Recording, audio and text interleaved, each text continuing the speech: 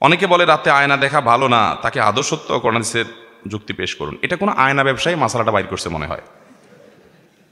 ভাঙা আয়নায় মুখ দেখলে ক্ষতি হবে, যাতে করে আয়নাটা ফেলা দিয়ে আরেকটা নতুন কিনে, এরকম কোনো কুমতলবে কোনো আয়নার দোকানদার এরকম মাসালাটা সালা বাইর করছে মনে হয়। কোরআন হাদিসে এরকম কোনো কথা নাই যে ভাঙা আয়না মুখ দেখলে সমস্যা হবে অথবা রাতের বেলা আয়না দেখলে অসুবিধা হবে। আমি মাঝে মধ্যে চিন্তা করি কিছু কিছু বানোয়াট মাসআলা আমাদের সমাজে কোত্থেকে আসলো। মনে হয় কোনো মুরব্বীরা ভালো উদ্দেশ্যে হাদিসগুলো বানাইছে। উদ্দেশ্য যদি ভালো হয় হাদিস বানানো জায়েজ হবে? মান কাযিবা আলাইয়া মুতাআম্মিদান ফালিয়াতাবাওয়া মাকআদাহু মিনান নার। নবীজি বলেছেন, আমার নামে কেউ যদি মিথ্যা কথা বলে, ইসলাম বলে নাই সে নিজে থেকে বানায় বলল, সে যেন জাহান্নামের টিকেটের রিজার্ভেশন করে নিল। এরকম ভয়ঙ্কর একটা ব্যাপার। তো আমাদের দেশে দেখা যায় যে ওরকম অনেক কথা আছে। ধরেন একটা আছে রাতে নখ কাটা ঠিক না, শুনছেন আপনারা? ভাঙা আয়না মুখ দেখা ঠিক না, ভাঙা প্লেটে খানা খাওয়া ঠিক না, রাতের বেলায় বা প্লেটের পানি বাহিরে ফেলানো ঠিক না। এসব ঠিক না ঠিক না ঠিক না যে বলছে, হাদিস কোরআনে কোথাও এটা নিষেধ করে না, কিন্তু এই ঠিক না আসলো কোত্থেকে? আমি চিন্তা করি মাঝে মধ্যে এটার উত্তর পাই। আমার কাছে মনে হয়, আমার ভেতর থেকে উত্তর আসে এটা যে মনে হয় কোনো সময় মুরব্বীরা মনে করছে রাতের বেলায় পোলাপান নখ কাটতে গিয়ে অন্ধকারের মধ্যে আগে যোগে আপনার বিদ্যুৎ ছিল না, আপনার হারিকেন মোমবাতি বাচ্চার আগে লাইটে নিবু নিবু লাইটে নখ কাটতে গিয়ে আঙ্গুল কেটে ফেলতে পারে পোলাপান, এই জন্য মাসালা বাইর করছে রাতে নখ কাটা ঠিক না। বুঝতে পারছেন? তারপরে যায় আপনার রাতে যদি পানি ফেলেতে যায়, তো এখন তো আর ফকফকা লাইট তখন ছিল না, অন্ধকার ছিল সব, দেখা গেল কেউ আসতেছে তার গায়ে পানি পড়তে পারে, এই জন্য একটা মাসালা বাইর করে দিল যে রাতে পানি ফেলানো ঠিক না। এই যত ঠিক না আছে এগুলো সব সৎ উদ্দেশ্যে হাদিসগুলো বানাইছে হয়তো কেউ বা কারা, কিন্তু এগুলো কোরআন হাদিসে এই যেগুলো বললাম এগুলো নাই। এগুলো পর আমাদের সাবধান থাকতো। হ্যাঁ, ভাঙা প্লেটে আপনি খাবেন না, সেটা হয়তো এই কারণে হতে পারে যে ভাঙা জায়গাতে জীবাণু থাকতে পারে, পরিষ্কার ভালো করে হবে না, এই জন্য আপনি না খাইতে পারেন, সেটা স্বাস্থ্যগত বিষয়। শরীয়তের কোনো সে এখানে নাই, নিষেধ করে নেই। এখন কোনো প্লেটের দোকানদার যদি ফতোয়া বানাই দেয় যে ভাঙা প্লেটে খাবেন না, ওটা ফালে দিয়ে নতুন আরেকটা কিনবেন, তাহলে এটা তো ধান্দা হবে, বদমতলব হবে। বিধায় সমস্ত কথা কোরআন হাদিস দ্বারা প্রমাণিত নয়। ছোট শিশু পেশাব করে দিলে গোসল করতে হবে কিনা? ছোট শিশু যদি কোনো কাপড় চোপড়ে পেশাব করে দেয়, তাহলে সেই কাপড় যেই জায়গায় লেগেছে ওই জায়গা আপনি ধুয়ে ফেলবেন। আপনার কোলে পেশাব করছে, রানে পেশাব লাগছে, তাহলে রানটা ধুয়ে ফেলবেন, বাস পাক হয়ে গেল। গোসল করা জরুরি না। অনেক মায়েরা আছেন এটার জন্য অহেতুক কষ্ট করেন। শীতের দিন বাচ্চা দিছে কোলে পেশাব করে, এবার ভদ্র মহিলা আগা গোড়া পুরা শরীর উনি ধোয়ার জন্য ঠান্ডা পানি দিয়ে চলে যান। না, আপনাকে ইসলাম এত কষ্ট করতে দেয় নাই, অতএব এত কষ্ট আপনি করতে যাবেন না। বাচ্চা পেশাব করলে যে জায়গায় পেশাব করছে ওই জায়গা ধুলে কি হয়ে যাবে? পাক হয়ে যাবে। এরপরে প্রশ্ন হলো, যদি রুমে কোরআন রেখে স্বামী স্ত্রী মিলন করে সেটা জায়েজ হবে কিনা? জায়েজ হবে, এতে কোনো গুনাহ হবে না এবং এটাকে কোনো গুনাহের বিষয় মনে করার কোনো কারণ নেই। ইচ্ছাকৃতভাবে কোরআন অমাননা না হলে, কোরআন আছে এক সাইডে কোনো একটা কিছুর উপরে, ওই ঘরে মানুষ তার ব্যক্তিগত যে সমস্ত বৈধ কাজ আছে, যে কোনো বৈধ কাজ সেখানে করতে পারে, এর কারণে কোনো কোরআনের প্রতি অসম্মান এর গুনাহ হবে না। ঘুমানোর পর যদি আমার স্বপ্নদোষ কিংবা সামান্য প্রস্রাব নির্গত হয়, তাহলে কি শুধু আমি এবং আমার কাপড় অপবিত্র হবে, নাকি আমার সাথে আমার বিছানার বালিশ বেডশিট ও কম্বল অপবিত্র হয়ে যাবে? দেখুন, যদি কোনো কারণে স্বপ্নদোষ হয় কিংবা গোসল ফরজ হয় কিংবা কোনো পেশাব সামান্য নির্গত হয় বা যতটুকুই হয় নির্গত হয়, তাহলে যেই জায়গায় লাগবে সেই জায়গাটা নাপাক হবে। সেটা আপনার কাপড়ে লাগলে কাপড়ের যে জায়গা লাগবে সেই জায়গাটা ধুয়ে ফেললে, পরিষ্কার করে ফেললে, পাক করে ফেললে আপনার পুরো পোশাক পাক হয়ে যাবে। আপনার স্বপ্নদোষ হলে অথবা গোসল ফরজ হলে আপনার পুরো বিছানার চাদর পুরোটাই নাপাক হয়ে যাবে, এমনটা জরুরি। বিছানার চাদর যদি না লাগে কোনো নাপাক, তাহলে ওটা নাপাকই হবে না। পরনের পোশাকে তো অবশ্যই লাগার কথা, অতএব সেটা নাপাক হবে, কিন্তু বিছানার চাদরে না লাগলে সে নাপাক হবে না। আর বালিশে তো লাগার প্রশ্নই ওঠে না, যার কারণে সেখানে নাপাক হবে না। হ্যাঁ, যদি কোনোভাবে বালিশে লেগে যায় তাহলে সেটা নাপাক হবে, ওইটা ধুয়ে ফেলতে হবে। অতএব স্বপ্নদোষ হলে একেবারে বালিশ বিছানা চাদর সব পাক করতে হবে, ধুইতে হবে, এমনটা কোনো আবশ্যক নয়। যেখানে লাগছে সেটা ধুইতে হবে। প্রথম রাকাতে সূরা নাস পড়লে করণীয় কি? প্রথম রাকাতে সূরা ফালাক পড়লে ভুলে দ্বিতীয় রাকাতে সূরা কাউসার পড়লে করণীয় কি? দেখুন, কোরআনে কারীমের তারতীব রক্ষা করে তেলাওয়াত করা নামাজের মধ্যে এটা সুন্নাহ। এই জন্য আপনি প্রথম রাকাতে সূরায়ে ফালাক যদি পড়েন, তাহলে দ্বিতীয় রাকাতে আপনি সূরা নাস পড়বেন, উল্টা পেছনে যাবেন না, সামনের দিকে যাবেন। এটাই হলো সুন্নাহ, তারতীব রক্ষা করা। যদি তারতীবের খেলাফ হয়ে যায় নামাজ হয়ে যাবে, কিন্তু এটা একটা অনুচিত কাজ হলো, সুন্নাহর খেলাফ কাজ হলো, নামাজ হয়ে যাবে। নামাজটার কোয়ালিটিতে ত্রুটি হলো, পরবর্তীর জন্য সাবধানে থাকতে হবে, নামাজ হয়ে যাবে। আর যদি কেউ প্রথম রাকাতে সূরায়ে নাস পড়ে বসে আছে, কুল আউযু বিরাব্বিন নাস, এরপরে সূরা কি? সূরা নাসের পরে সূরার নাম কি? আর সূরাই নেই, নাম থাকবে কোত্থেকে?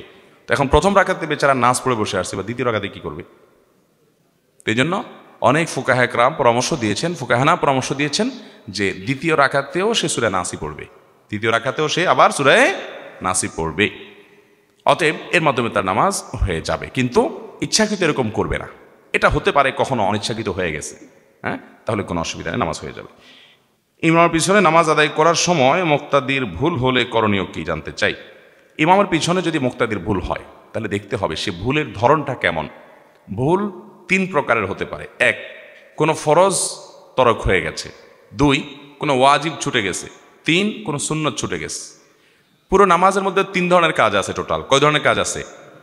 হয় ফরজ, নয় ওয়াজিব, না হয় সুন্নত। ফরজ ছুটে গেলে নামাজই হবে না, সোসেজ দেওয়া কুলাবে না, তাই না? আর ওয়াজিব ছুটে গেলে শেষে সিজদা সৌদিরে নামাজ হয়ে যাবে। আর যদি সুন্নত ছুটে যায় তাহলে কি হবে? নামাজ হয়ে যাবে এবং সিজদা সাহু দেওয়া লাগবে। এখন ইমামের পেছনে কারোর যদি ফরজ ছুটে যায় তাহলে তার নামাজই হবে না। ওয়াজিব ছুটে গেছে তাহলে তার নামাজ হয়ে যাবে। ব্যক্তিগতভাবে যদি নামাজ একা একা নামাজ পড়তে গিয়ে যদি আপনার ওয়াজিব ছুটতো তাহলে সিজদা সাহু দেওয়া লাগতো। যেহেতু ইমামের পেছনে আসে যেন পার্থক্য হলো তার সিজদা সাহু দেওয়া লাগবে না। ইমামের পিছনে যদি ওয়াজিব ছুটে যায় মুসল্লির তাহলে সেক্ষেত্রে তার সিজদা সাহু দেওয়া লাগবে, কারণ সাথে ইমামের আনুগত্য করছে। সিজদা দিতে গেলে তো ইমাম থেকে আলাদা হতে হবে। ইমাম তো আর বলেছে তার বলার জন্য সেই ইমাম থেকে আনুগত্য থেকে বের হয়ে আলাদা সিজদা সাহু বেশি অপশন নাই। ইমামের আনুগত্য করতে হবে। ইন্নামা জুইলা আল ইমামু লিউতাম্মা বিহি, ইমাম দেয় হয়েছে তাকে আনুগত্য করবার জন্য। বিধায় জামাতের সাথে নামাজ পড়তে গিয়ে ওয়াজিব ছুটে গেলে এর জন্য কিছুই করতে হবে না, নামাজ হয়ে যাবে। ফরজ ছুটে গেলে তো ওইটা পুনরায় পড়তে হবে। আর যদি সুন্নাত ছুটে যায় তাহলে তো সিজদা সাহু কোনো অবস্থাতেই লাগবে না। আমাদের পৌরসভার শতকরা 70% লোক ভাই বোনের সম্পর্ক নাই, কোরআন হাদিসের পরিণতি কি? জবাব চাই। ভাই বোনের সম্পর্ক নাই মানে কি? এর মানে হয়তো ভাই বোনের মধ্যে সেরকম সম্পর্ক, রিলেশন, আন্তরিকতা, ভ্রাতৃত্ব সুলভ, যে আত্মীয়তা সুলভ যে সম্পর্ক থাকার কথা সেটা নাই, নামকাওয়াস্তে আছে। এটা শুধু আপনাদের এই মহেশখালী পৌরসভার সমস্যা না, এই সমস্যাটা সারা দেশের কম বেশি। মানুষ এখন অনেক সেলফিস্ট, অনেক স্বার্থপর, আত্মকেন্দ্রিক হয়ে গেছে। অথচ আল্লাহ তাআলা ইমানদারদের জন্য আত্মীয়তার বন্ধনগুলোকে রক্ষা করা ফরজ করেছেন। কি করেছেন? ফরজ করেছেন। আত্মীয়তার বন্ধনগুলো রক্ষা করা কি নফল কাজ না ফরজ কাজ? ফরজ কাজ। আত্মীয়তার বন্ধন যদি কেউ ছিন্ন করে, নবী করিম সাল্লাল্লাহু আলাইহি ওয়াসাল্লাম বলেছেন আল্লাহ তাআলা তাকে ছিন্ন করে দিবেন। যে ব্যক্তি আত্মীয়তার বন্ধনকে জোড়া লাগাবে আল্লাহর ভয়ে, আল্লাহর নির্দেশের কারণে, আত্মীয়ের সাথে আগ বেড়ে মিশতে যাবে, তার সাথে সুসম্পর্ক রাখবে, তার উপকার করবে, তার সাথে কানেক্টেড থাকবে, যোগাযোগ রাখবে, ওই ব্যক্তি আল্লাহ রাব্বুল আলামিন তাকে সংযুক্ত করবেন, তার সাথে আল্লাহ রাব্বুল আলামিন সংযুক্ত হবেন, সংযুক্ত রাখবেন তাকে। এটা আল্লাহ তাআলার ওয়াদা এবং হাদিসে বর্ণিত হয়েছে। মোহতারাম হাজরিন, আত্মীয়তার বন্ধন রক্ষা করা এটা কি সুন্নত না নফল? ফরজ কাজ। অতএব আপনার ভাইয়ের সাথে আপনার কোনো যোগাযোগ নাই, কথাবার্তা নাই, উঠা বসা নাই, উল্টা বরং মামলা মোকদ্দমা আছে, হ্যাঁ, শত্রুতা আছে, তার ভালো দেখতে পারেন না, পারলে তার জমিটা মেরে দেন, বাবা সম্পদে তার ভাগটা না দিয়া বাঁচতে পারলে সেই চেষ্টা করেন। এই রোগ বা প্রবণতা যদি থাকে তাহলে নবী করিম সাল্লাল্লাহু আলাইহি ওয়াসাল্লাম বলেছেন লা ইয়াদখুলুল জান্নাতা কাতি', আত্মীয়তার সম্পর্ক যে ছিন্ন করে সে জান্নাতে যাবে নো এন্ট্রি। মুসলমান হওয়ার পরও যে লোকগুলো জান্নাতে যেতে পারবে না সে কপাল পড়া মানুষগুলোর ভিতরে একটা হলো আত্মীয়তার সম্পর্ক ছিন্নকারী। এখন আপনি বলবেন ভাই আত্মীয়তার সম্পর্ক কিভাবে জোড়া দেব? আমি যদি একটু তার সাথে মিশতে চাই, সে তো আমার সাথে মিশতে চায় না। এক হাতে কি আর তালি বাজে? আমি একটু তার উপকার করতে চাই, সে তো আমার ছায়াও দেখতে চায় না। সে পারলে আমার থেকে এড়ায় এড়ায় থাকতে চায়, বা আমি তার জন্য অনেক কিছু করি, সে আমার জন্য কিছু করতে চায় না, স্বীকারও করে না। দেখুন, একটা গুরুত্বপূর্ণ বিষয় হলো আপনি কারোর উপকার করলেন, কাউকে টাকা পয়সা দিলেন, দান দক্ষিণা করলেন, সাধারণত আমাদের অভ্যাস হলো আমরা তার কাছ থেকে স্বীকৃতিটা আশা করি যে লোকটার জন্য এত কিছু করলাম, অন্তত সে মুখে স্বীকার করুক যে আমি তার জন্য করছি। এটা আশা করি না আমরা অনেক সময়। সূক্ষ্ম একটা বিষয় হলো এটাও আপনার লৌকিকতা কিংবা মানুষের কাছ থেকে আপনি বিনিময় আশা করার যে অপরাধ সেটার মধ্যে সামিল হওয়ার ভয় আছে। আপনি তার কাছ থেকে কোনো ফিডব্যাক আশা করবেন না। দেখুন, অনেক সূক্ষ্ম একটা ব্যাপার, কিন্তু আল্লাহ তাআলা কোরআনে বলেছেন ওয়ায়ুতঈমুনা আত-তাআমা আলা হুব্বিহি মিসকিনাও ওয়া ইয়াতীমাও ওয়া আসীরা ইন্নামা নুতঈমুকুম লিওয়াজহিল্লাহ লা নুরিদু মিনকুম জাযাআও ওয়ালা শুকুরা। আল্লাহ তাআলা নেককার এবং জান্নাতি লোকগুলোর বৈশিষ্ট্য সূরা দাহরে উল্লেখ করতে গিয়ে বলেছেন তারা মানুষকে খাদ্য দান করে, মানুষকে দান দক্ষিণা করে, এবং এগুলা করার পর বলে ইন্নামা নুতইমুকুম লিওয়াজহিল্লাহ, ও ভাই তোমাকে আমি এটা খাওয়াইলাম, দান করলাম আল্লাহকে খুশি করবার জন্য। লা নুরিদু মিনকুম জাযাআ, তুমি এটার বিনিময়ে আমাকে আবার কিছু দিবা, আমি দিলাম তুমিও আমাকে দিবা, এই আশা তো নাই। এমনকি ওয়ালা শুকুরা, তোমার থেকে থ্যাঙ্কসও আমি আশা করি না, তোমার থ্যাঙ্কসও আমার দরকার নাই। আমি থ্যাঙ্কস কার কাছে চাই? আল্লাহর কাছে চাই। খুব সূক্ষ্ম বিষয় কিন্তু। আপনি অনেক উপকার করলেন, লোকটা আপনাকে থ্যাঙ্কসও দিল না, স্বীকারটা পর্যন্ত করলো না, ভাব নিল সে নিজে নিজে সব করছে। আপনি যে এত কিছু করে দিয়েছেন সে স্বীকারটা পর্যন্ত করতে রাজি না। এরকম লোক আছে না আমাদের সব? যদি সে স্বীকার না করে তাহলে সে নিজে অপরাধী হবে, কারণ সে নাশকর, সে অকৃতজ্ঞ। কিন্তু আপনি স্বীকারের আশা করবেন না। অনেকে আছে না, ওর জন্য আর কিছু করবো না, এত কিছু করলাম নিমগ্রাম, স্বীকারই করে না, তাহলে ওর জন্য আর কিছু করবো না। এরকম আমরা করি কি করি না? তো ওর কাছ থেকে স্বীকারের আশা যদি আপনি করেন তাহলে আল্লাহর কাছ থেকে কি বিনিময় পাবেন? আল্লাহর কাছে বিনিময় চাবেন, আর কোনো ফিডব্যাক চাবেন না, কিচ্ছু চাই না, শুধু আল্লাহর কাছে বিনিময় চাই। তার কাছ থেকে থ্যাঙ্কসটা পর্যন্ত আশা করি না। যা চাওয়ার সব কার কাছে চাই? আল্লাহর কাছে। এটা বলা হয় এখলাস। ভাই, এখলাসের একটা মজা আছে, আজীব এক স্বাদ আছে। আপনি আপনার ভাই, আপনার বোন, তার বাচ্চাদেরকে হাদিয়া তোফা দেন, সারা বছর দেন, প্রতি বছর ঈদের দেন, তারা আপনার বাচ্চার দিকে সে তাকাইয়া দেখেও না, দেয়ও না, আছে তাও দেয় না। মানুষ হিসেবে কষ্ট লাগবে, এটা স্বাভাবিক, যে আমি এত দেই, ও একবারও দেয় না, আমার অভাব নাই কিন্তু একটু দেখ না আমার বাচ্চাটা, আমার তো ভালো লাগে, দেয় না সে। এই যে আপনি দিয়ে আবার সে দিচ্ছে না কেন সেটা আশা করছেন, এটা আপনার আমল বিনষ্টকারী বিষয় হতে পারে। এই জন্য আপনি এটা আশা করবেন না। সে দেয় না, সে আল্লাহর কাছে জবাবদিহি করবে, কেন তার ভাতিজাদের খেয়াল রাখে না, ভাইয়ের প্রতি খেয়াল রাখে না, আত্মীয়তার সম্পর্ক রক্ষা করে না, সে গুনাহগার হবে। বাট আমি আমার দায়িত্ব পালন করবো, আমি তার কাছ থেকে কিছু আশা করব না, আমি আশা করবো আল্লাহর কাছ থেকে। এই পলিসি যদি মাথায় রাখেন এবং এই মূলনীতি যদি আপনি অনুসরণ করেন, তাহলে দেখবেন আত্মীয়তার সম্পর্ক রক্ষা করা আপনার জন্য ইজি হয়ে গেছে, সহজ হয়ে গেছে। শয়তান আপনাকে আত্মীয়তার সম্পর্ক থেকে নড়াতে পারবে না। আর না হলে শয়তান আপনাকে কুবুদ্ধি দিবে, আরে তুমি এত কিছু করো, ও তো স্বীকারটা পর্যন্ত করে না, তুমি এত কিছু করো, ও একটু কিছু করুক। দেখবেন আপনার নিজের বই বলবে আপনাকে যে তুমি তোমার ভাই বোনের জন্য কি না করছো, জীবনটা দিয়ে ফেলছো, ওরা ওরা স্বীকারটা পর্যন্ত করে না। বউ দেখবেন ফুসলাবে, আছে না নাই? তখন বউকে এ ওয়াজ শুনাই দিবেন যে আমি আমার দায়িত্ব পালন করছি, ওর কাছ থেকে কিছু পাওয়ার আশায় না। ও আমার জন্য চুল পরিমাণ কিছু না করলেও ওর না করার কারণে আল্লাহকে জবাবদিহি করবে, আমার কোনো সে নাই। আমি যা করছি এটার বিনিময়ে ওর কাছ থেকে কিছু চাই না, থ্যাঙ্কসটাও চাই না। আল্লাহ কোরআনে নেককারদের প্রশংসা করে তাদের বর্ণনা দিতে গিয়ে আল্লাহ বলেছেন, লা নুরিদু মিনকুম জাযাআন ওয়ালা শুকুরা। তারা দান করে বলবে তোমাদের কাছে, ও ভাইয়েরা তোমাদের যাদের দান করলাম, উপকার করলাম জীবনে, তোমাদের কাছ থেকে বিনিময়ও চাই না, শুকরিয়া বা কৃতজ্ঞতা, থ্যাংক ইউ আশা করি না। তাহলে এইভাবে যদি আপনি দেখেন, তখন আত্মীয়তার সম্পর্ক রক্ষা করা কি হবে? সহজ। এক ব্যক্তি আমাদের প্রিয় নবী সাল্লাল্লাহু আলাইহি ওয়াসাল্লামের কাছে আসছেন, এসে বলছে, ইয়া রাসূলুল্লাহ,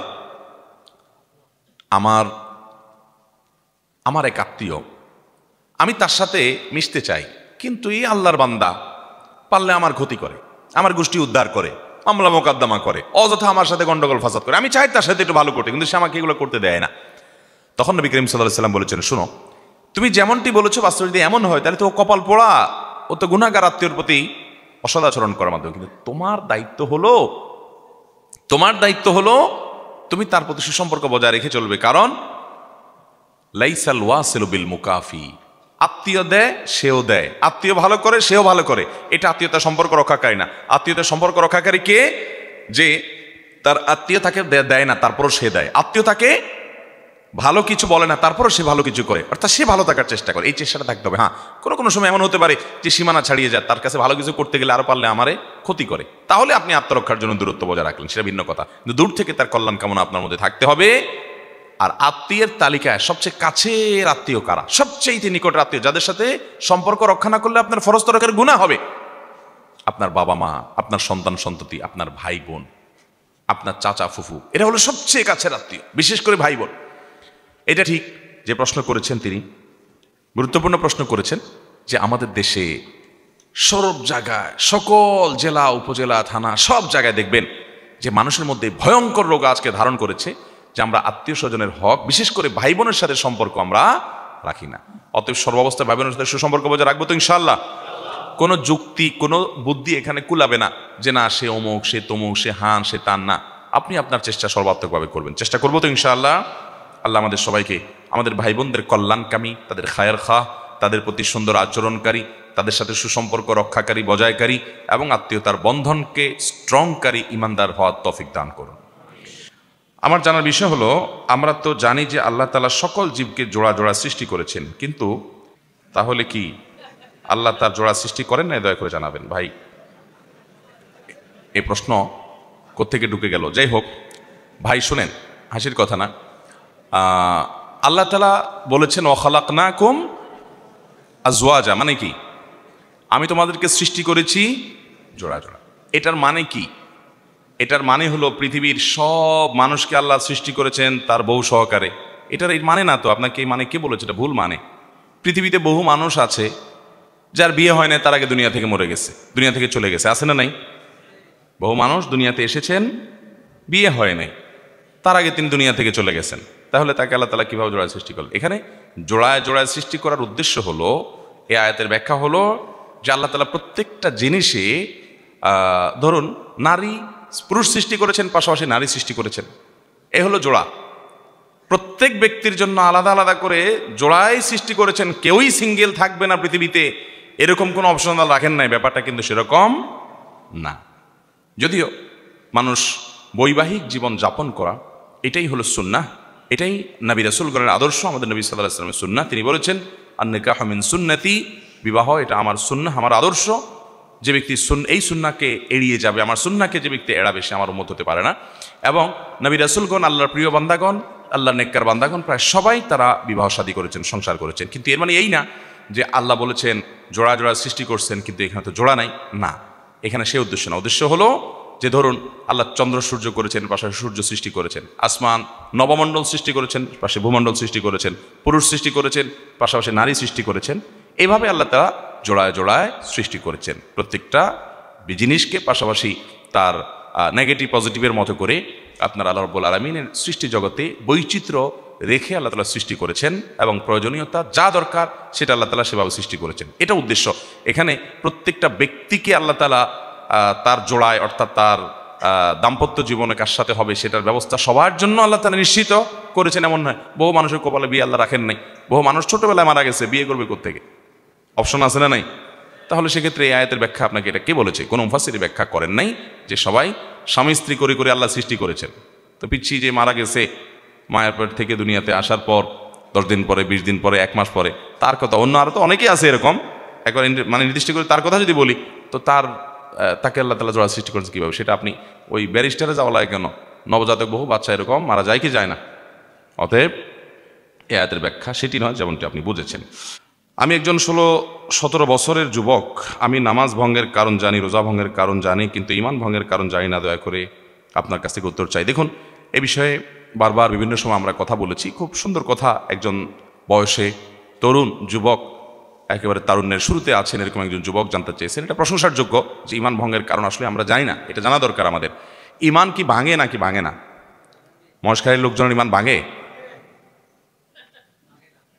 আপনাদের জীবনে ঈমান ভাঙছে যাদের, এটা হাত তোলেন তো যে ঈমান ভাঙছিল। কিও একটু আগে বললেন ভাঙে, এখন হাত তুললেন না। হ্যাঁ, অজু ভাঙে? আপনাদের মশকারিতে অজু ভাঙে না এক অজুতে চলে সারা লাইফ? ভাঙে। এখন যদি বলি কার কার অজু ভাঙছে গত 2-4-5 দিনের মধ্যে, তো সবাই হাত তুলবেন। হ্যাঁ, অজু তো ভাঙছেই। কাল রাত্রিতে ঘুমাইছি, অজু ভাঙছে। পেশাব করছি, অজু ভাঙছে। পায়খানা করছি, অজু ভাঙছে। আমরা সবাই জানি, ঠিক না ভাই? তাহলে ঈমান ভাঙছে কি না এই বিষয়ে প্রশ্ন করলে উত্তর পাওয়া যায় না। ঈমান ভাঙে কেমনে এটাই তো জানি না, তা হাত তুলব কি?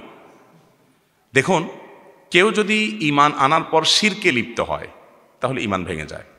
শিরকে লিপ্ত হলে কি হবে? আপনি ঈমান এনেছেন, এরপরে কোনো দরবারে গিয়া ওই দরবারওয়ালার কাছে ধর্ণা দিছেন, শিরক করলেন, ঈমান ভেঙে যাবে।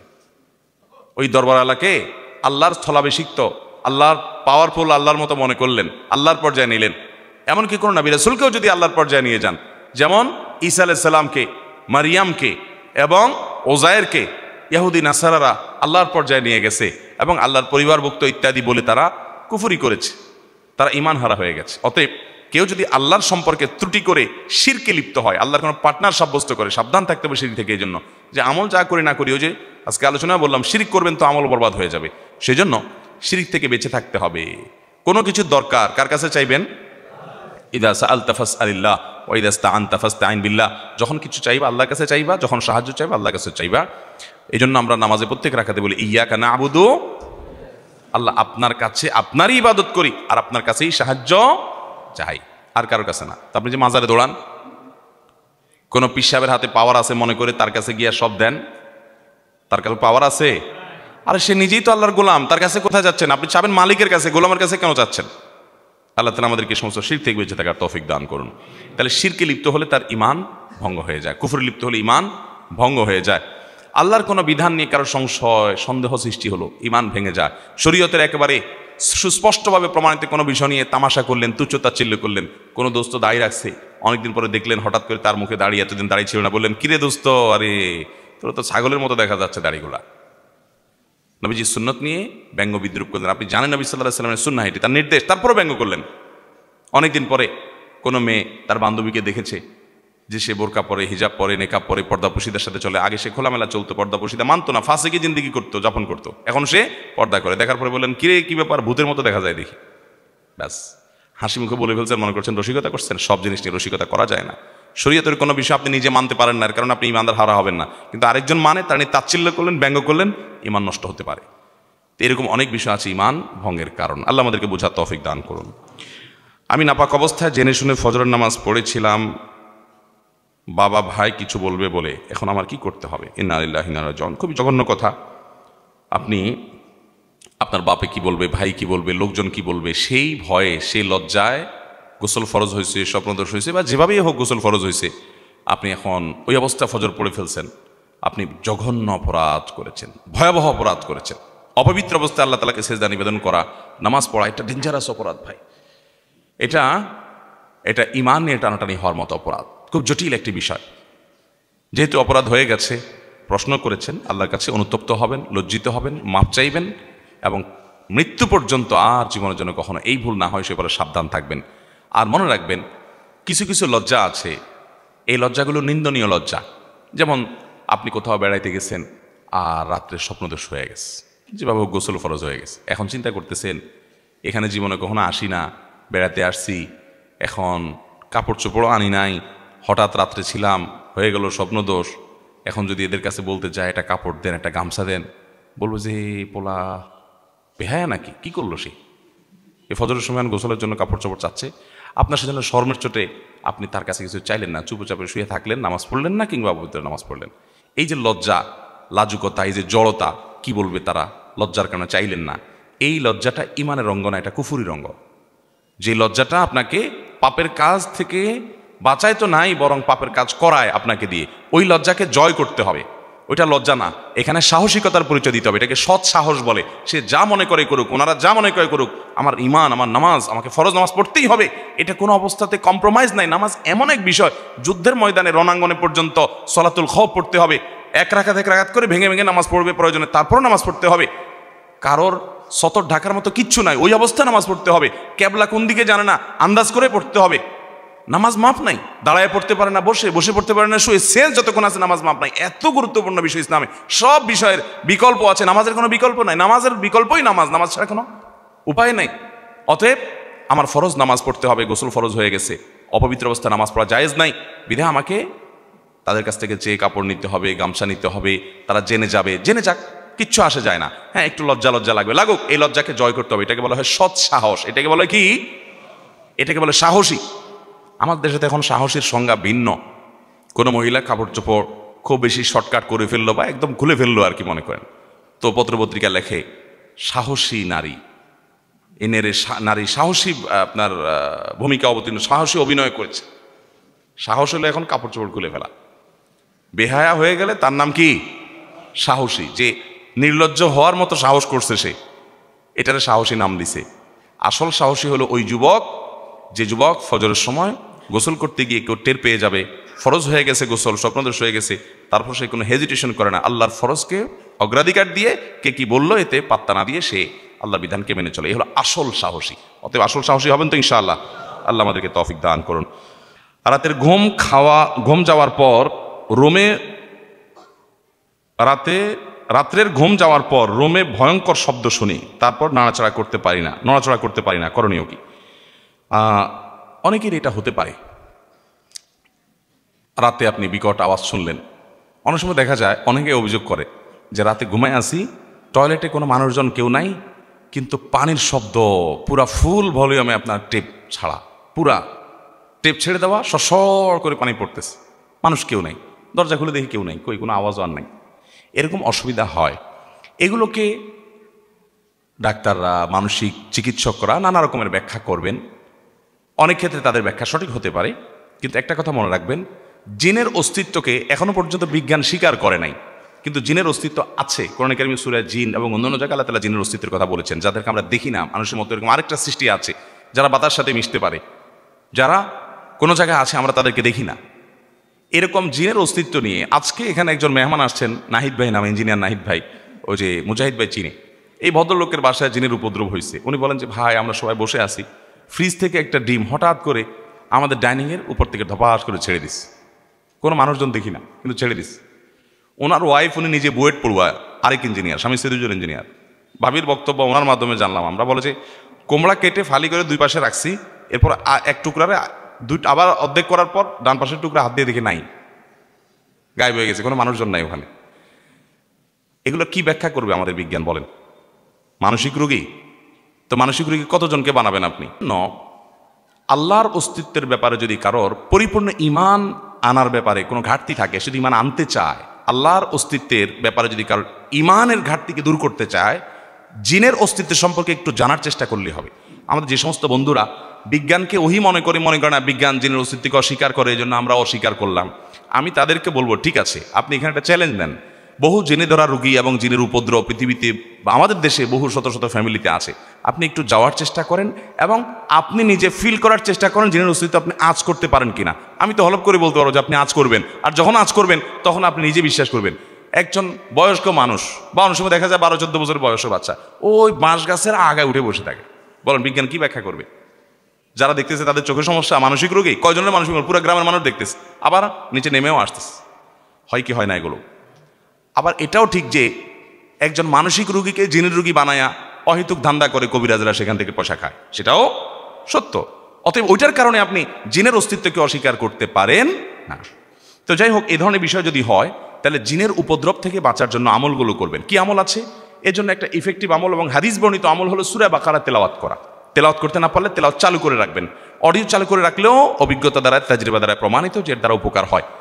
বিশেষ করে হারামের কিছু ইমামরা আছেন, শেখ মাহের মুআইকিলি, আরও কয়েকজন আছেন, যে কোনো তেলাওয়াতি নর্মালি রুকিয়া লিখে আপনি সার্চ দিলে দেখবেন আজকাল সব জায়গায় অ্যাপে, ইউটিউবে পেয়ে যাবেন।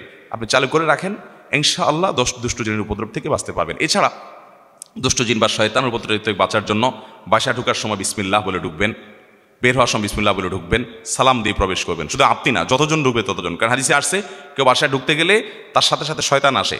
সে যখন বিসমিল্লাহ বলে ঢুকে, শয়তান বলে লা মাবিত লাকুম, আজকে এই বাসায় আর থাকার সুযোগ না, ঢুকার সুযোগ পাইলাম না। আর বিসমিল্লাহ বলতে ভুলে গেলে তার সাথে ঢুকে পড়ে। ঠিক একইভাবে টয়লেট, এটা হলো শয়তানের একটা বড় আস্তানা। এই জন্য টয়লেট সবসময় বন্ধ রাখতে হয়। দেখেন আধুনিক সভ্যতা টয়লেট আমাদের ঘরের ভিতর দিয়ে দিচ্ছে, আমরা বলি আহ কি সুন্দর লাইফ, বিছানার পাশেই টয়লেট। কদিন পরে হয়তো বিছানার উপরেই টয়লেট থাকবে, হয়তো সেই তথ্য প্রযুক্তি আসবে। তো আর আগে এক সময় টয়লেট থাকতো অনেক দূরে, বাথরুম থাকতো অনেক দূরে ঘর থেকে, ঠিক না? আমরা মনে করি যে এরা খ্যাত ছিল, পয়সা করে ছিল না, বুদ্ধি শুদ্ধি ছিল না, নাহলে টয়লেট তো ঘরের ভিতরে দেওয়া যায়। দেখেন এটা কোনো নাজায়েজ গুনাহ না। আমি বলতেছি যে টয়লেট এটা শয়তানের আখড়া, দুষ্টজিনের আখড়া। এই জন্য এই টয়লেট আপনার বাসা বাড়িতে থাকুক, কিন্তু এটার দরজা আপনি বন্ধ করে রাখবেন। এবং বাসা বাড়িতে পেশাব, নোংরা জিনিস যদি থাকে, অনেক সময় ময়লা, রান্নাবাড়ার ময়লাও দিনকে দিন পড়ে থাকে অনেকের বাসায়, না, এগুলো খুব দ্রুত ফেলে দিবেন। এবং পেশাবে দুর্গন্ধ যেন না থাকে, তারপরে কোনো ছবি ইত্যাদি টাঙানো যেন না থাকে, হারাম কোনো কিছু যেন না থাকে। এগুলো যদি আপনি বেঁচে থাকতে পারেন এগুলো থেকে, ইনশাল্লাহ দেখবেন শয়তানের উপদ্রব কমে গেছে। কোরআন তেলাওয়াত বাসা বাড়াবেন, জিকির বাড়াবেন, সকাল সন্ধ্যার আমলগুলো করবেন, এবং স্পেশালি সূরা বাকারা তেলাওয়াত চালু করে রাখলে দুষ্টজনের উপদ্রব থেকে বাঁচা যায়। আল্লাহ তাআলা হেফাজত করুন। এছাড়া অন্য কোনো সমস্যা আছে সেটা জানার চেষ্টা করবেন। আমাদের সমাজে অনেকের কবরস্থানের জায়গা নেই, কবর কেনার মতো তাদের সামর্থ্য নেই। অতঃপর তাদের মধ্যে কেউ যদি মারা যায় তাহলে শোকের উপর আরও কষ্ট পান। সেক্ষেত্রে সমাজ যাদের কবরস্থান আছে তারা যদি জায়গা না দেন তাহলে কি তাদের গুনাহ হবে? অবশ্যই গুনাহ হবে। শুধু গুনাহ না, গোটা সমাজের সবার গুনাহ হবে। কারণ কোনো মানুষ যখন মারা যায় ওই লোকটাকে জানাজা, গোসল, কাফন দাফন করা এটা ফরজে কেফায়া। পুরো এলাকার কেউ যদি না করে তাহলে সবাই গুনাহগার হবে। হতে পারে একজন মানুষ মারা গেছে, তার কোনো নিজস্ব কবর দেওয়ার মতো জায়গা নেই, এই জন্য এলাকাবাসীর তরফ থেকে গণকবরস্থান, সবার জন্য কবরস্থান এটা নির্মাণ করা, এটা ফরজে কেফায়া। এটা যদি না থাকে এবং গরিবের কবর দেওয়ার মতো ব্যবস্থা না থাকে বা কেউ না দেয় কবর, তাহলে গুনাহগার হবে পুরো এলাকাবাসী। হ্যাঁ, কেউ একজন সবার পক্ষ থেকে দিয়ে দিছে, তাহলে সবাই গুনাহমুক্ত হয়ে যাবে, দায়মুক্ত হয়ে যাবে। এই জন্য কবরস্থানের উদ্যোগ মসজিদ যেরকম পুরো এলাকাবাসীর তরফ থেকে হওয়া উচিত, কবরস্থানের উদ্যোগও পুরো এলাকাবাসী থেকে হওয়া। অনেক এলাকাতে ঈদগাহ আছে, কবরস্থান নাই। ভাই, ঈদগাহর গুরুত্ব এত নাই, কবরস্থানের গুরুত্ব যত আছে। ঈদের নামাজ তো যা অন্য কারোর জায়গায় ধার করা জায়গাতে পড়লে হয়ে যাবে, কবরস্থান তো সেটা না। এই জন্য প্রতিটা এলাকাতেই কবরস্থান থাকা উচিত। আজকাল আবার পারিবারিক কবরস্থান বাইর হয়েছে, ঠিক না? পারিবারিক কবরস্থান, বিশাল বড় কবরস্থান আছে। আমি কদিন আগে বোধ দিনাজপুরের এরকম এক জায়গায় গেছি, অনেক পয়সাওয়ালা মানুষ বিরাট কবরস্থান করে দিয়েছে এলাকাবাসীর জন্য, মসজিদের এক পাশে। আবার আরেক পাশে আরেকটা ছোট্ট কবরস্থান করছে। বললাম এটা আবার কি? বলে এটা আমাদের ফ্যামিলির জন্য। বললাম মোরে কবরে চলে যাবেন ভাই, এখানেও আবার আমাদের ফ্যামিলির কবর, আমরা এখানে শোবো, এটা নেতাদের কবর। এই পাগলামির কোনো শেষ আছে? আল্লাহকুমুত তাকাসুর হাত্তা যুরতুমুল মাকাবির। কবরস্থান পর্যন্ত যাওয়া পর্যন্ত গর্ব, ফখর। এই জন্য গণকবরস্থানে শোয়াটাই হলো সুন্নাহ। সাহাবীদেরকে দেখবেন, এই যে বাকিউল গারকাত, যেটাকে আমরা জান্নাতুল বাকি বলি, কবরস্থানে দেখবেন কত সাহাবীরা সেখানে শুয়ে আছে সিনিয়র। সেখানে আমরা সাধারণ মানুষ মারা গেলেও কবর পাচ্ছে, সাহাবীরা সেখানে শুয়ে আছে। তাদের কোনো অহংকার না যে আমাকে আলাদা দিতে হবে। হ্যাঁ, নবী রাসূলদের কবরের ব্যাপার ভিন্ন, এবং তাদের সাথে অন্য যাদের কবর অনুমোদিত করা হয়েছে তাদের এক্সেপশন। কিন্তু সাধারণ মানুষ গণকবরস্থানের ব্যবস্থা করবে, এলাকাবাসী সবাই মিলে কবরস্থানের উদ্যোগ গ্রহণ করবেন, না হলে সবাই গুনাহগার হবেন। ভাইরা আমার, গ্রামাঞ্চলের অধিকাংশ মসজিদের ইমাম খতিবের বেতন একেবারেই কম। এক্ষেত্রে এলাকাবাসী গুনাহগার হবে কিনা, এবং গ্রামের একজন মুয়াজ্জিন, ইমাম ও খতিবের সাধারণ বেতন স্কেল কত হওয়া উচিত? উপযুক্ত বেতন দিতে না পারলে কমিটির করণীয় কি? এছাড়া মসজিদ কমিটি তাদের সাথে কেমন ব্যবহার করলে গুনাহগার হবে? অনেকগুলো প্রশ্ন একসাথে করে ফেলছেন। এ বিষয়ে জবাব দেওয়ার আগে বলতে চাই, কদিন আগে একটা ভিডিও ফুটেজ দেখছি আমি, আপনারা কেউ কেউ দেখছেন কিনা জানি না। ইন্ডিয়ার একজন আলেম, ভারতের একজন আলেম, উনি এরকম কোন এক মাহফিলে বক্তব্য দিচ্ছেন স্টেজে, পাশে মসজিদের ইমাম সাহেব ছিল এলাকার। তো এই ইমাম সাহেবকে জিজ্ঞেস করতেছে, আপনি কি এলাকার ইমাম? বলে হ্যাঁ। বলেন যে বেতন কত? তো ইমাম সাহেব বলে 5,000। তখন ওই আলেম সাহেব বললেন নামাজ হবে না একটারও। আপনার বেতন যদি 5,000 দেয় তাহলে এগুলো একটারও নামাজ হবে না, কারণ 5,000 দিয়ে বেচারা কি করবে, কেমনে চলবে? ইমাম মুয়াজ্জিনদেরকে সম্মানজনকভাবে চলার মতো সম্মানী এটার ব্যবস্থা করা মসজিদ কর্তৃপক্ষের দায়িত্ব। আমরা অনেক সময় মনে করি ইমাম মুয়াজ্জিনরা আমাদের দয়ার ভিখারি হয়ে থাকবে, কাঙ্গাল হয়ে থাকবে। এটা খুবই লজ্জার কথা ভাই। আপনি কার পিছনে নামাজ পড়বেন, আপনার রুচি কি, সেটা নির্ভর করে আপনি তার সাথে কেমন আচরণ করছেন তার উপরে। আপনি যদি ইমামকে চাকরের মতো ট্রিট করেন, আপনি যদি মনে করেন আপনার ইমাম কাঙ্গাল হয়ে থাকবে, গরিব হয়ে থাকবে, অভাবী হয়ে থাকবে, ভিখারি হয়ে থাকবে, আপনার কাছে হাত বাড়াবে, আপনার দিকে চেয়ে থাকবে, তাহলে তো আপনি একজন চাকর, যাকে আপনি চাকর হিসাবে ট্রিট করতেছেন, আপনি চাকর পিছিয়ে নামাজ পড়তেছেন, আপনার নামাজ নিয়ে তো টানাটানি হতে পারে। নামাজ তো পড়বেন ইমামের পিছনে, ইমাম মানে তো নেতা, তাকে আপনি নেতা বানাবেন, নেতার মতো করে তাকে রাখবেন, সেই মানসিকতা থাকতে হবে। বেশিরভাগ মসজিদগুলোতে এগুলো নেই। অনেক মসজিদের ইমাম সাহেবরা আমাদের কাছে প্রশ্ন দেন, ভাই ঈদের সময় মুসল্লিদের কাছ থেকে টাকা উঠানো, ইমাম মুয়াজ্জিনদের ঈদ উপলক্ষে বোনাস দিব এটা বলে, রমজানে ইমাম মুয়াজ্জিনদের জন্য টাকা তোলা হয়, বিভিন্ন সময় টাকা তোলা হয়, তাদের বেতনের কথা বলে, বোনাসের কথা বলে, বেশি টাকা উঠলে কমিটির লোকেরা তাদেরকে হালকা পাতলা কিছু দিয়ে বাকিটা মসজিদে রেখে দেয়। সম্পূর্ণ গুনাহ হবে এবং নাজায়েজ হবে, এটা জায়েজ নেই। ইমাম সাহেবদের বেতন স্কেল কত হবে? একটা সমাজে যেখানে মসজিদ সেখানে সম্মানজনকভাবে তার বেঁচে থাকার জন্য যা দরকার সেটা দিতে হবে। অনেক মসজিদের কমিটি আছে, আমি ব্যক্তিগতভাবে চিনি, জানি, বলছি ভাই বেতন এত কম কেন? বলে যে না, একটু দোয়া দুরুদ আছে না, তাদের একটু দোয়া দুরুদ আছে না, ওইটা দিয়ে তাদের পোষায় যায়। এটা হলো ওই হোটেলের কর্মচারীদের মতো আর কি। গতকালকে কক্সবাজারে, গতকাল না পরশু, কক্সবাজারে এক হোটেলের শ্রমিকরা আমাকে ধরলো, ভাই মালিক দেখি আপনার ভক্ত, আপনার সাথে ছবি টবি তুলতে আসলো, হানতান, এই বেটা কোটি কোটি টাকা কামাই করে, আমাদের টাকা পয়সা ঠিক মতো দেয় না। এক শেফ এসে বললো, ভাই আমি শেফ, শেফের বেতন কেউ আটকায়? এ বদলোকে আমার বেতনও ঠিক মতো দেয় না, ঘুরায় আমারে, একটু কিছু বলেন। তো আমি বললাম ঠিক আছে, আমি তাকে বলবো, তার নাম্বার নিয়ে আনিছি, তাকে আমি নাসিহা করবো আল্লাহর জন্য, কিন্তু ঠিক মতো দেয় না। কেন দেয় না? হোটেলে কর্মচারী বেতন না দেওয়ার কারণে যে ও তো টিপস পায়, এই জন্য বেতন না দিলেও চলে, ফাও, ঠিক না? তো আপনি ঠিক ওই হোটেলের কর্মচারীর মতো করে আপনার ইমামের ব্যাপারে চিন্তা করছেন কি, উনি তো হাদিয়া তোফা পায়, একটু দোয়া দুরুদ পড়ে পয়সা করে কামায়, অতএব বেতন কম দিলেও চলে। এগুলো খুব নিকৃষ্ট চিন্তা। আপনার ইমামকে এমনভাবে আপনি বেতন দিবেন তিনি সম্মানজনকভাবে চলতে পারেন এবং কারোর কাছে তার হাত পাততে না হয়, না হলে আমরা গুনাহগার হব। মসজিদ কমিটি ঠিকমতো দায়িত্ব পালন না করতে বলে তারা সরে যাবে, কিন্তু তারা এরকম কোনো কাজ করবে না। অনেক মসজিদ কমিটির লোক আছে, আমি ঢাকার অনেক মসজিদের কথা জানি, লক্ষ লক্ষ টাকার পাহাড় অ্যাকাউন্টে আছে, কিন্তু স্টাফদেরকে দিতে রাজি না। আসলে টাকার নেশাটা এত ডেঞ্জারাস। সব জায়গায় পয়সা পয়সা করতে করতে নিজের টাকা যেরকম আল্লাহ জামা আমালাহু আদাদা শুধু গনে আর একত্র করে, মসজিদের দায়িত্ব পাইও টাকার পাহাড় করে। কি রে ভাই, তোমার টাকার পাহাড় করতে বলছে এই ব্যবসা প্রতিষ্ঠান? মসজিদের উন্নয়নে ব্যয় করো, স্টাফদের জন্য ব্যয় করো। এই মানসিকতা থাকতে হবে। আলহামদুলিল্লাহ আমরা আমাদের আসুন্নাহ ফাউন্ডেশনে যারা স্টাফ আছে, আমাদের মাদ্রাসায় যারা স্টাফ আছে, আমরা তাদেরকে সমাজে অন্য যে কোনো মাদ্রাসা এবং সাধারণ দিনই বা চ্যারিটি প্রতিষ্ঠানের চাইতে তারা যেন ভালো থাকতে পারে সেই চেষ্টাটা আমরা করি। আমরা যারা পরিচালনার সাথে আছি, আমরা কেউ পকেট মানিও নেই না, কোনো গাড়ি ভাড়াও নেই না, তেল খরচও নেই না, চায়ের টাকাও কেউ নেই না, কিন্তু স্টাফ যারা আছে তারা যেন সম্মানের সাথে, বিশেষ করে শিক্ষক, মাদ্রাসার, মসজিদের, তারা যেন ঠিকমতো চলতে পারে সেই চেষ্টা করি। এই জন্য আমাদের সবার উন্নত চিন্তা থাকতে হবে। আপনি কি চাকরের পিছনে নামাজ পড়বেন না নেতার পিছনে নামাজ পড়বেন? এটা নির্ভর করে আপনার আচরণের উপরে। আপনি তো ইমাম সাহেব করেন, এই ইমাম সাহেব আপনারা বলছি এটা করতে, তাহলে তো লোকটা আপনার চাকর হইলো, তাহলে আপনি চাকরের পিছনে নামাজ পড়তেছেন। আপনার রুচি কি? আপনার রুচি হওয়া উচিত আমি ইমামের পিছনে নামাজ পড়বো, নেতার পিছনে পড়বো, তাহলে তাকে নেতার মতো সম্মান দিতে হবে। শুধুমাত্র ইলিম আছে তার কাছে, বেচারা হয়তো সদ্বুদ নাই, আপনার মতো এত শেয়ানা পাবলিক নাই, একটু সহজ সরল, কিন্তু লোকটার মধ্যে ইলিম আছে, সে আপনার চাইতে আল্লাহর কাছে অনেক বেশি মর্যাদাবান। ইয়ারফাউল্লাহুল্লাযীনা আমানু মিনকুম ওয়াল্লাযীনা উতুল ইলমা দারাজাত। ইমানদারদেরকে আল্লাহ অনেক মর্যাদা দিয়েছেন, কিন্তু যাদের ইলম আছে, আলেম, তাদের মর্যাদা অনেক বেশি। আল্লাহ তাআলা আমাদের সবাইকে উলামায়ে কেরামের মর্যাদা দেওয়ার তৌফিক দান করুন, মসজিদের ইমাম সাহেবদের হক আদায় করার তৌফিক দান করুন।